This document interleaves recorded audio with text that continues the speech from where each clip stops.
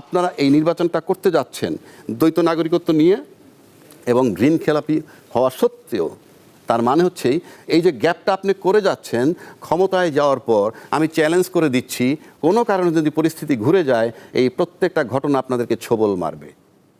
অর্থাৎ প্রশ্ন এসে দেবে আপনার নমিনেশন তো বাতিল হয়ে গেছে, আপনার সদস্যপদ বাতিল, এটা আসলে কি? এই সমস্ত প্রশ্ন তখন আসবে, কারণ এই বাংলাদেশ আমি চিনি, এই বাংলাদেশ কখন কোথায় কিভাবে কি করে সেগুলো আমরা জানি। এখন সমস্ত লেকুনা বা ছিদ্রগুলো রেখে যাচ্ছেন, ধামাচাপা দিয়ে চলে যাচ্ছেন। যদি কোনো কারণে পরিস্থিতি গণ্ডগোল হয়ে যায় তাহলে কিন্তু কঠিন বিপদে পড়বেন আজকে যারা সংসদ নির্বাচন করতেছেন। কারণ আপনারা কোন আইনে যাচ্ছেন আপনারা পরিষ্কার না এবং নির্বাচন কমিশন বলতে পারতেছে না। তাই আমি মনে করি যে নির্বাচন কমিশনটা পরিষ্কার ক্লিয়ার করা উচিত যে কোন আইনে, ভুলে গেলে কালকে সকালে বলেন, নাহলে আপনার পরিণতি কিন্তু সেই আমাদের এই কি জানি কিছুদিন আগে হুদা সাহেবও প্রধান নির্বাচন কমিশনে ছিলেন, ওটা ওনার মাথায় রাখা উচিত। এটা বাংলাদেশ, সবচেয়ে পরাশক্তি ছিল শেখ হাসিনা, ওনার যেদিন পতন হয় তার আগেও কিন্তু টোটাল বাংলাদেশের সমস্ত কমিউনিটি, রাষ্ট্রীয় সমস্ত অর্গান তার পায়ের তলায় ছিল। ধরে নেওয়া হচ্ছে আমি ক্ষমতায় যাওয়ার পর আমাকে পায়কে, কিন্তু দে হ্যাভ ফরগটেন বাংলাদেশের শেখ হাসিনার চেয়ে ক্ষমতাধর কোনো নেতা এ পর্যন্ত তো আসে নাই, সামনে আসবে কিনা আমি জানি না। এ পর্যন্ত ক্ষমতাধর বলতে এই ক্ষমতাধর এক জিনিস, আর আপনার একটা যোগ্য নেতৃত্ব সেটা আর এক প্রশ্ন। ক্ষমতাধর বলতেই টোটাল পাওয়ারটা কুক্ষিগত করে রাখছেন একদম হাতের মুঠোয়, কারণ প্রধানমন্ত্রীর টেবিল থাকার কথা একদম সম্পূর্ণ খালি, ওগুলো থাকতো বড় সমস্ত ফাইল ওই জায়গায়। তো এইরকম একটা লোক আসা কঠিন। সুতরাং আমি ইতিমধ্যে কয়েকটা সিমটম আপনাকে বলি। আপনি যদি জানেন আব্দুল মোমেনের ইন্টারভিউ দেখছেন কিনা আমি জানি না, সাবেক পররাষ্ট্রমন্ত্রী, উনি সম্প্রতি ইন্টারভিউ দিচ্ছেন। উনি 8 মাস দেশে ছিলেন, এখন থেকে 7 মাস আগে বেরিয়ে গেছেন, এবং ওনার জিস্ট হইল যে উনি কীভাবে বেরোইছেন, প্রশাসনের সহযোগিতায়। তো প্রশাসনের লোকজন তাকে সহযোগিতা করছে 8 মাস পরেও, এখন থেকে 7 মাস আগেও। তাইলে আজকে যারা ক্ষমতায় যাচ্ছি না তাদের মাথায় রাখতে হবে যে প্রশাসন এখনও আপনার না, আপনাদের পক্ষে প্রশাসন কাজ করতেছে এই কারণে তারা মনে করতেছে মন্দের ভালো, যেহেতু যেই ন্যারেটিভ শেখ হাসিনার ছিল সেই ন্যায় মুক্তিযোদ্ধার পক্ষের শক্তি হিসেবে আপনারা আবির্ভূত হয়েছেন। কেন হয়েছেন, কী জন্য হয়েছেন সেটা কিন্তু আপনাদেরকে পক্ষপাতিত্ব করা হচ্ছে, প্রশাসন করতেছে। এখন ওই মোমেন সাহেব কিন্তু আরও একটা কথা তুলছেন যে আমরা বিদেশে বসে অহেতুক বসে থাকিনি, আমরা এই আওয়ামী লীগ ব্যতীত যদি নির্বাচন হয়, ইনক্লুসিভ নির্বাচন যদি না হয় সেটা মেনে নিব না, এবং আমরা লেখালেখি করতেছি বিভিন্ন দূতাবাসে এবং বিভিন্ন সংস্থার কাছে। পাশাপাশি আমেরিকান অ্যাম্বাসেডর সম্প্রতি তারেক রহমান সাহেবের দেখা করছেন, চীনারা কি বলছে, সব কিছু মিলে অর্থ দ্বারায় ইনক্লুসিভ নির্বাচন তারা চায়, ইইউ ইনক্লুসিভ নির্বাচন চায়। এই যে স্লোগানটা উঠছে, আমি ইনক্লুসিভ নির্বাচন চাই কি চাই না সেই প্রশ্নে আমি নাই, কারণ আমি রাজনীতিবিদ না, কিন্তু আমি আলোচনা করতেছি। এখন আওয়ামী লীগ তো দলীয়ভাবে ব্যান্ড নয়, আওয়ামী লীগ তো ব্যান্ড নয়, আওয়ামী লীগের কার্যক্রম স্থগিত রাখছে। যারা গণতন্ত্রের নামে চিৎকার করেন আমরা গণতন্ত্র চাই এবং সে কারণে আপনি নির্বাচন চান, তো একই সময় তো আপনাদের বলা উচিত যে দলটা ব্যান্ড নয় সে দল নির্বাচনে আসতে পারবে না কেন। আমি কিন্তু বলছি না যে আওয়ামী লীগকে আনা উচিত কি উচিত না, কিন্তু গণতন্ত্রের দোহাই দিতেছেন, গণতন্ত্রের নামে নির্বাচন দরকার বলতেছেন, তো গণতন্ত্রের নামে যে দলটা ব্যান্ড নয় 25% to 30% ভোট তাদের আছে যদি হয়, তাহলে আপনারা কেন সরকারকে চাপ দিচ্ছেন না, একটা ব্যান্ড না যে দলটা তার কার্যক্রম স্থগিত রাখবেন কেন, ইনক্লুসিভ নির্বাচন হচ্ছে না কেন, তাহলে গণতন্ত্র আপনিও চান না। এবং এই আওয়ামী লীগ ব্যান্ড নয় কিন্তু নির্বাচন কার্যক্রম স্থগিত রাখছে, তারা মাঠে নয় বলেই বোধহয় অনেকে সুযোগ পাচ্ছেন, যার জন্য যাচ্ছে তাইভাবে নির্বাচনটা চাচ্ছেন। গণতন্ত্রে বিশ্বাসী কেউ না, গণতন্ত্রে বিশ্বাসী হলে রাজনৈতিক দলগুলো এক্সিস্টিং যারা, তাদের তো ইউনূস সরকারের উপরে চাপ দেওয়া উচিত, নির্বাচন কমিশনের উপরে চাপ দেওয়া উচিত, এই দল ব্যান্ড নয়, তাহলে ইনক্লুসিভ নির্বাচন হচ্ছে না কেন, আমি চাচ্ছি না, তাদের বলা উচিত। কারণ আমি গণতন্ত্র চাই, গণতন্ত্র চাই, গণতন্ত্র বলতে বলতে ফেনা তুলে ফেলতেছেন, এবং নির্বাচিত দলের কাছে দেশ একেবারে সেফ, নির্বাচিত সরকারের কাছে এই দাবিগুলো রাজনৈতিক দলের, কিন্তু নির্বাচিত দলের কাছে দলের সময় কিন্তু রাষ্ট্রের সবচেয়ে বেশি ক্ষতি হয়েছে। যদি জানতে চান বলবো না, ইনক্লুসিভ যে নির্বাচনের কথা আপনি বলছেন, যে না বিদেশি শক্তিগুলো যেভাবে বলছে, আমেরিকা বলছে, চায়না বলছে, ইইউ বলছে, এটা কি কূটনৈতিক ভাষা মনে করছেন, নাকি মনে করছেন যে আমাদের যে নির্বাচন কমিশন তার প্রতি তার অনাস্থার জায়গাটা রয়েছে? বিষয়টা শোনেন, ডিপ্লোম্যাটদের ভাষা যদি বুঝতো বাংলাদেশের লোকে, হ্যাঁ, ডিপ্লোম্যাটদের ভাষা মারাত্মক। আমি সব দলের সাথে কাজ করতে চাই, এর মানে কি? ইনক্লুসিভ নির্বাচন দেখা গেল সব দল আসলো, এরপরও একটা দল আসলো না, তারপর যদি বলে সব দলের সাথে কাজ করতে চাই, মানে কি? 50টা দল আছে দেশে, 25টা আসছে, না আমরা সব দলের সাথে কাজ। কেউ বলছিল এটা এই রাষ্ট্র সিদ্ধান্ত নিবে, আবার ওদের পতনের পর ইনক্লুসিভ নির্বাচন অনেক দেশেই চাইছে, তারপরে এখন এসে দেখা গেল ইইউ চায়, আমেরিকা চায়, আবার কেউ কেউ নীরব রয়েছে, নির্বাচনের দিকে যাচ্ছে ট্রেন। হ্যাঁ, তাহলে বিষয়টা কি? বিষয়টা হচ্ছে আমার কাছে মনে হয় কি, শুনেন, 96-তে একটা নির্বাচন হয়েছে, আবার এখন একটা নির্বাচন হয়েছে। 96 নির্বাচনটা কিন্তু, ফেব্রুয়ারির যে নির্বাচনটা, সেটা কিন্তু আপনার ইনক্লুসিভ নির্বাচন হয়নি। আপনার কি মনে আছে? 96 যেটা যার পরে ভোট করে যে তত্ত্বাবধায়ক, এটা যদিও ব্যাখ্যা দেওয়া হয় যে তত্ত্বাবধায়ক সরকার কাঠামো ফিরিয়ে আনার জন্য নির্বাচনটা জরুরি ছিল, তাই করা হয়েছে। জরুরি ছিল, কেউ তো আসে নাই। এটা হলো জোট বিফোর ইলেকশন ক্রস, এটা গণতন্ত্রের সংজ্ঞা নয়। জোট মে বি আফটার ইলেকশন। কেন? আপনার আইডিওলজি একটা, আমার আইডিওলজি একটা। আপনি আমার সাথে জোট করলেন, আইসা কি আমি বড় দল আমার সাথে জোট করছেন, তোমার মার্কে নিয়ে তুমি নির্বাচন করবা, আমার লোকের বলবো ওরে ভোট দাও। এটা কি ফাজলামি? কারণ আমার লোকগুলো তো আমার আদর্শে বিশ্বাসী। আমি এখন রাজনীতির নামে তারে বলতেছি যে আদর্শ আমার না, তাকে ভোট দিতে। I hate this politics. এটা গেল একটা। দ্বিতীয়, আমার দলে এসে যোগ দেন, আমার প্রতীক দিব, আপনি আমার মার্কায় নির্বাচন করেন। এটা তো আরও জঘন্য, কারণ আপনি আপনার দলটাকে লাথি মেরে চলে আসতেছেন। একটা দলের রেজিস্ট্রেশন পেতে কাঠখড় পোড়াইতে হয়, সেটাকে শুধু এমপি হবেন এই লোভে, এই মুহূর্তে আপনি আপনার দলের আদর্শ বিকায়ে দিয়ে চলে আসতেছেন। আসলে কি হবে? আপনাকে এই দল বিশ্বাস করবে? নো। কারণ আপনি যদি আপনার আদর্শ বিকায়ে দিয়ে চলে আসতে পারেন, কালকে সকালবেলা আর এক দল আপনাকে ডাকলে আমাকে ছেড়েও চলে যেতে পারবেন। এটাকে বলে হালকা সস্তা রাজনীতি, এবং গণতন্ত্রে বিশ্বাসী না কোনো রাজনৈতিক দল, আদর্শে বিশ্বাসী না কোনো রাজনৈতিক দল। আপনি যদি 71-এর রাজাকারকে বলেন যে তার আদর্শ নাই, আপনার আদর্শ হতো নাই, আপনি তাকে নিয়েছিলেন একবার, তার আপনি মন্ত্রীও বানাইছেন। এবং আদর্শিক দল বলতে কিছু নাই, এটা হলো শুধু ক্যাশ করা, কে কিভাবে কাকে ল্যাং মারবে। জনগণ এখন সোচ্চার, জনগণ এখন সোচ্চার। তাহলে জোটেরই একটা পার্ট বললাম। আচ্ছা, আরেকটা পার্ট বলি, জোটের সবচেয়ে ভয়ানক ক্ষতি হবে কি? আমি যে আমার দলের থেকে 4 জন লোক উপযুক্ত, সেই 4 জনকে বঞ্চিত করে যখন আমি তৃতীয় দলের একটা লোককে দিলাম, বলতে তোমরা তাকে ভোট দিও, তারা উপর দিয়ে আমার দল করবে, ভিতর দিয়ে করবে না, আমি নিশ্চিত করে বলে দিতে পারি। এবং ওই প্রার্থী ফেল করার সম্ভাবনা আছে। আবার যদি আপনি মনে যে দলের প্রতীক দিয়ে দিলাম, অন্য দল থেকে আসছে, আমার দলের প্রতীক দিয়েছি মানে আমার দলে যোগ দিয়ে আমার দলের মেম্বার হিসেবে ইলেকশন করতেছে, সেখানেও তার আদি যে লোকগুলো আছে এই দলের, তারা তাকে অ্যাকসেপ্ট করবে না। এবার তো আরপিওর যে সংশোধনী, তাতে যে দল সে দলের মার্কা নিয়ে করতে হবে। বাট তারপরেও দু একজন এরকম করেছে যে কোন একটা দলের সাধারণ সম্পাদক মানে দল ছেড়ে দিয়ে চলে এসেছে। এই সাধারণ সম্পাদক তো তার ওই দল আর নাই, আইসা এই দলের লাস্ট মেম্বার হয়েছে, তার কোনো পদ নাই এই দলে, সিম্পল যোগ দিছে। তো লাস্ট মেম্বারকে আপনি যখন নমিনেশন দিলেন, তখন জনগণ কি করবে? কোথায় জনগণ বলতে কিছু নাই তো, তার দলের লোকের কথা বলতে পারেন। জনগণের দলবিহীন যে লোকগুলো, এগুলো আপনার ওপিনিয়ন না, এগুলো আপনি ভাবতেই পারবেন না। এদের ভোট কোথায় যাবে সেটা আরেকটা প্রশ্ন আনলেন আপনি। তাহলে এবার তো তরুণ ভোটারদের সংখ্যা অনেক বেশি, এবং সেটার পার্সেন্টেজ 30-এর উপরে, প্রায় 34-এর কাছাকাছি। আপনি যদি ওইভাবে আসেন, এবারের ভোট কঠিন হবে যদি ভোটটা সুষ্ঠু হয়। ভোটের কারচুপি একটা শব্দ, ভোটের সাথে ইঞ্জিনিয়ারিং একটা শব্দ, এগুলি পরে আনতেছি। তার আগে যদি আপনি আসেন, 4 কোটি তরুণ ভোটার, আমি নিশ্চিত করে বলে দিচ্ছি আপনাকে, এই 4 কোটি ভোটার, আওয়ামী লীগের কথা বলছি না, আওয়ামী লীগ তো ইলেকশনে আসতেছে না, এই 4 কোটি ভোটারের ভিতরে যদি কিছু আওয়ামী লীগের ভোটার থেকে থাকে, থাকুক, সেটা নিয়ে আমার প্রশ্ন নাই। কিন্তু তাদের সংখ্যা খুব নমিনাল হবে, এই কারণে যে 15 বছর তারা তাদের শাসনটা দেখছে। আমি তারপরে কিছু ধরে নিলাম তাদের জন্য রয়েছে। আর আওয়ামী লীগের যে ভোট, এরা যদি ভোটে অংশ নিতে না পারে, আমি একদিন বলছি যে আওয়ামী লীগের ভোট যেদিকে যাবে তারা জিতবে, it is a correct, it is fact.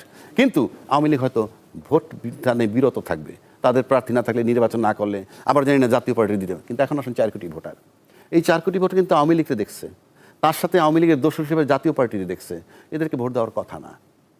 কিন্তু 5 তারিখের 5 আগস্টের পর থেকে এ পর্যন্ত যে 18 মাস টাইম, 17-18 মাস টাইম, তাতে মাঠে যে দলগুলো বিরাজমান, তাদের অ্যাক্টিভিটিস তারা দেখতেছে, তারা পরিষ্কার দেখবে। পতিত সরকারের প্রতি যদি কারো দুর্বলতা থাকে, বা কোনো দলের অ্যাকশনে যদি বোঝা যায় যে ওই সাথে আতাত আছে বা তাদেরকে ফেভার করতে চায়, তারা এই ভোট থেকে তার দলের লোকেরা দিবে না। কারণ তার সন্তান হারার ব্যথাটা সে বোঝে, তার দলের নেতা কি হয়ে যাবে, এমপি হবে, সেটা সে বোঝে না, সে তার ব্যথার জায়গাটা দেখে।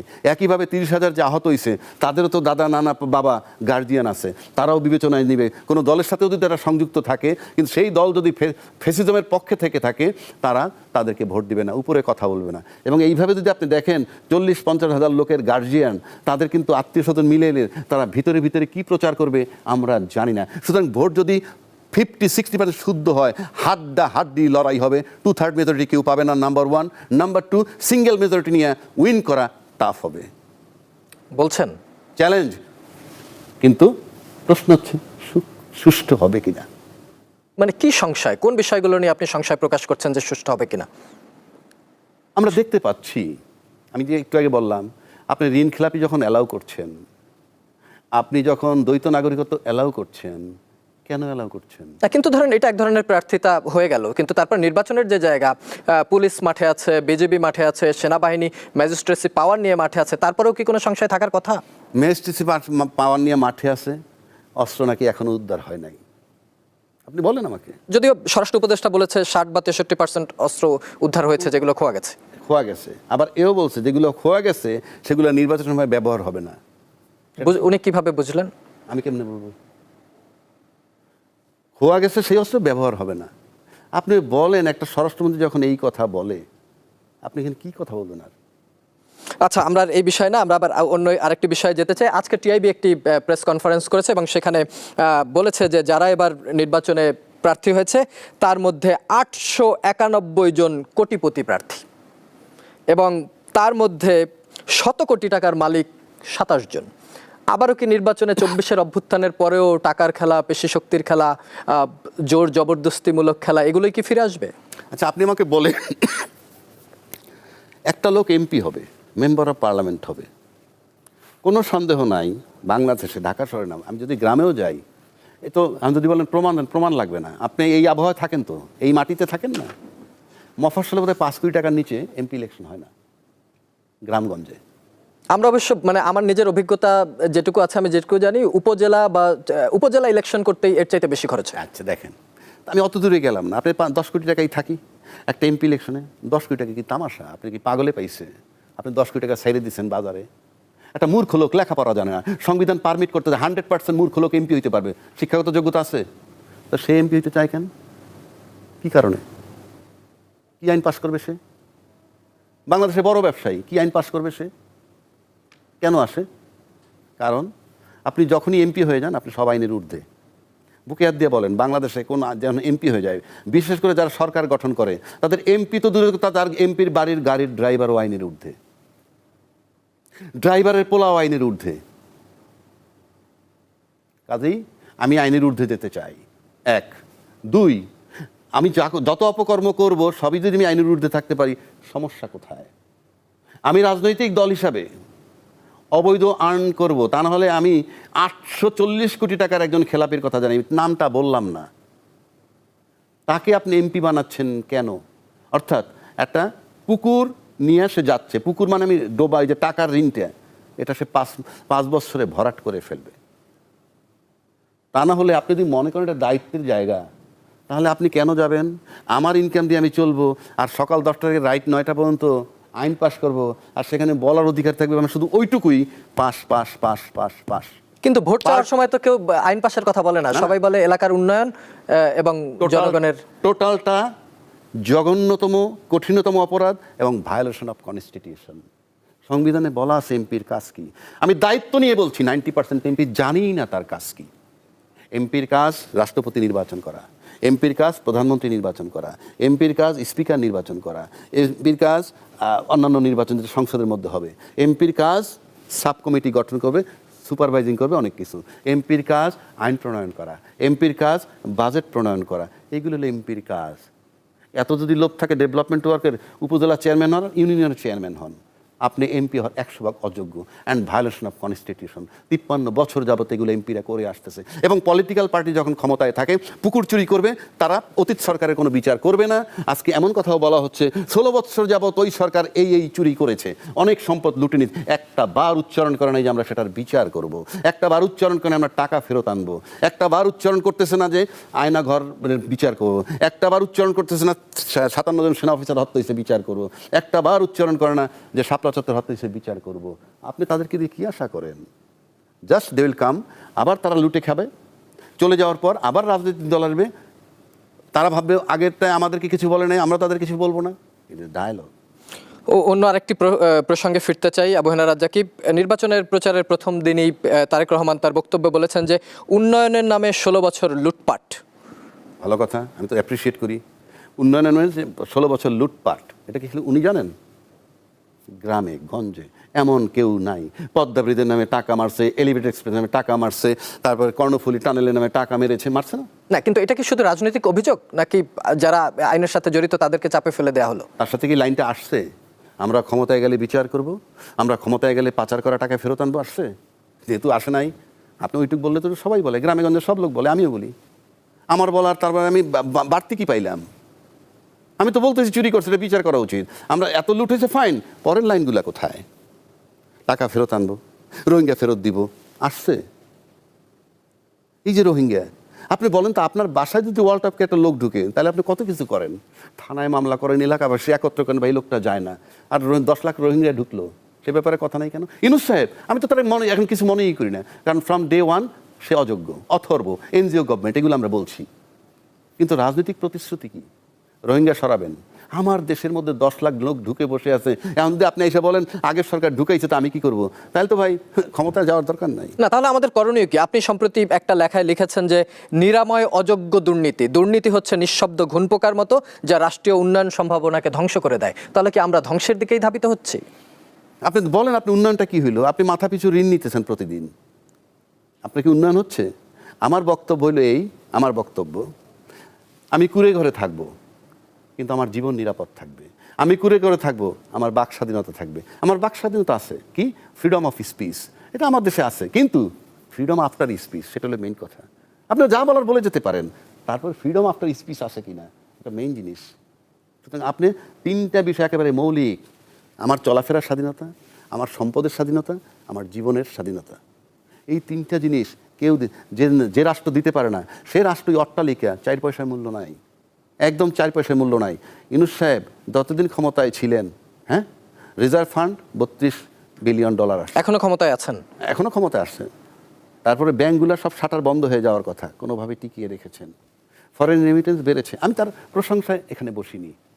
বাট আপনি যদি ফ্রম ডে ওয়ান ধরেন, ইউনূস সাহেব কিন্তু non cooperated by this political parties. বলেন কেমনে? সিম্পল লজিক দিই আপনাকে, 2টো এক্সাম্পল দিব। আমলারা এবং রাজনীতিবিদরা ইউনূস সাহেবকে কোনো কোঅপারেট করে নাই। কেন করে না তাদের ব্যাপার, আমি চোখে আঙ্গুল দিয়ে দেখিয়ে দিচ্ছি। যে সমস্ত রাজনৈতিক দলরা এখন নির্বাচনের জন্য সবাই চিৎকার করতেছেন, তারা কিন্তু বলেছেন তারা 12 বছর ধরে আন্দোলন করেছেন আওয়ামী লীগের বিরুদ্ধে, করেন নাই? বলছেন না? তো 12 বছর আপনি আন্দোলন করেন আওয়ামী লীগের সরানোর জন্য, তারা 15 বছর ক্ষমতায় ছিল, ওইটা কোন পদের আন্দোলন? আবার ইউনূস সাহেবকে সবাই সহযোগিতা করতেছেন বলছেন, বলে নাই? সব রাজনীতি সহযোগিতা করতেছে, উনি 15-16 মাস থাকতে পারতেছে না ঠিক মতো, এটা কোন পদের সহযোগিতা? এটা মুখে এক, অন্তরে আর এক। এবার আসেন প্রশাসন। যদি বলি আমি অর্থনীতিবিদ ছিল ফখরুদ্দিন, অন 11 গভর্নমেন্ট, ফখরুদ্দিন আর ইউনূস যদি আমি তুলনা করি, কাকে ভালো বলবেন? সব বাদ দেন, 2টা লোক তো কেউ পলিটিক্যাল না, ইন টার্মস অফ বিশ্বের রিলেশন, যোগ্যতা, অবশ্যই আমি ইউনূসকে বড় বলবো। তো ফখরুদ্দিন সাহেবের পাশে কিন্তু একজন আর্মি চিফ ছিলেন তখন, মইনু আহমেদ, মাটি থরথরায় কাঁপতো না? তো আমার ইউনূস সাহেবের পাশেও তো একজন আর্মি চিফ ছিলেন গত 18 মাস যাবৎ, মেসিতে পাওয়া নিয়ে মাটি তো কাঁপে নাই। তাহলে কিরকম সহযোগিতা করছে প্রশাসন? তারপরেও 1.5 বছর ইউনূস সাহেব আছেন, শুধুমাত্র তারকে স্পর্শ করতে সাহস পায়নি। আমরা আসলে তাহলে কে কাকে সহযোগিতা করছি? ধরেন আমার পার্শ্ববর্তী রাষ্ট্র ভারতের সাথে আমাদের যে সৌহার্দ্যপূর্ণ সম্পর্ক হওয়ার কথা ছিল, আপনি জানেন আজকেই আমাদের বিসিবি ঘোষণা দিয়েছে যে আমরা টি-20 বিশ্বকাপ খেলতে যেতে পারছি না ভারতের নিরাপত্তার কারণে। হাদির হত্যাকাণ্ডের পর ভারতের সাথে আমাদের সম্পর্ক আরো খারাপ হয়েছে, এবং 24-এর পর তো দেখেছেন এই একটা দেশের প্রধানমন্ত্রীর সাথে বাংলাদেশ ব্যাংকের গভর্নর, জাতীয় মসজিদের ইমাম, সব জাতীয়রা পালিয়ে গেছে। কোথায় আছে আমাদের এই সম্পর্ক? এটাই তো আমি বলতেছি, যদি তাই আপনি বলেন সম্পর্ক তো আছেই। আমাদের যারা পালায়ে গেছে 5 আগস্টের পরে, তারা কোথায় আছে? সবাই ভারতে। তাহলে সম্পর্ক ভালো না? সম্পর্ক তো ভালো, সেটা তো একটা অংশের সাথে, কিন্তু রাষ্ট্রের সাথে রাষ্ট্রের। আমি তো সেটাই বলতেছি। আপনি ভারত কেন, সব দেশের সাথে আপনার সম্পর্ক থাকতে হবে। আপনি যখন স্লোগান দেন দিল্লি নয় পিন্ডি নয়, কি তাইলে? আপনি বিশ্ববাজারে, গ্লোবাল ভিলেজে আপনি বিশ্বের সাথে যোগাযোগ রাখতে হবে। আপনি যদি প্রপারলি রাখতে না পারেন, সেটা আপনার ব্যর্থতা, ওই দেশের ব্যর্থতা নয়। ভারত এসে আমার কি করলো? আমি যদি আপনার কাছ থেকে পিঠ পোষা দিয়ে একটা কাজ উদ্ধার করে নিতে পারি, আমি ইনভেস্ট করব কেন? এইটা দোষটা কি ভারতের, না আমেরিকার, না চায়নার? আমারটা যখন আমি বুঝি না, আপনি যারা আজকে চিৎকার করতেছেন দেশে এসে ফেব্রুয়ারিতে নির্বাচন পাচ্ছেন 26-এ, একবার করে তারা চক্ষু বন্ধ করে ভাবছেন যদি হাসিনাকে সরানো না যাইতো তাইলে 29-এ নির্বাচন হইতো? যদি হাসিনাকে না সরাইতে পারতো অনেকেই আমরা দেশে আসতে পারতাম না। যদি হাসিনাকে না সরাইতে পারতো অনেকেরই আফটার ডেথ কোথায় কবর হইতো, কোথায় দাপন হইতো ছিল অনিশ্চিত। এইটা কি আমরা একবারও ভাবছি? তো আপনি ভারতের দোষ অনেক পরে দেন না। আমি আভ্যন্তরীণভাবে আমরা কি করছি? আমার আভ্যন্তরীণ রাজনীতিতে ভারত নিয়ে আমার এত মাথা ব্যথা কেন? তারাই দিচ্ছি একজনের দেশ আগে ঠিক করি, গঠন করি, তাতে আমার এত কিছু লাগবে কেন? সে আমাকে কি দিবে? আমার তো নির্বাচন 29 হওয়ার কথা। তো যারা নির্বাচনটাকে 26 ফেব্রুয়ারিতে নিয়ে আসলো, যাদের বদৌলতে, তারা কোথায়? সবচেয়ে বড় দল আপনি ক্ষমতায় আসতে পারেন সম্ভাব্য, আপনি তো অনেক সিট ছেড়ে দিছেন, অনেকেরই ছেড়ে দিছেন সো কল্ড অমুক অমুক দলের সাথে, যাদের দলের যদি সংখ্যা কতজন মেম্বার বলা হয়, ডাকা হয়, 2টা বাস ধরে কিনা সন্দেহ, তাদেরকেও সিট ছেড়ে দিছেন। 20টা সিটে এই ছেলেপিলেগুলোকে যদি আমরা অ্যাকোমোডেট করে ফেলতাম, ওদের কাজ ছিল হাসিনাকে সরানো, আর তো কোনো আন্দোলন নাই। তো সেখানে তারপরে যদি তারা অ্যাকোমোডেট করে আমরা দেশটাকে সাজাইতাম, মন্দ কি হইতো? তাহলে আন্দোলনের যারা স্টেক হোল্ডার, সেই এনসিপি যখন রাজনৈতিক দল করলো, এনসিপির সাথে বিএনপির জোট কেন হলো না?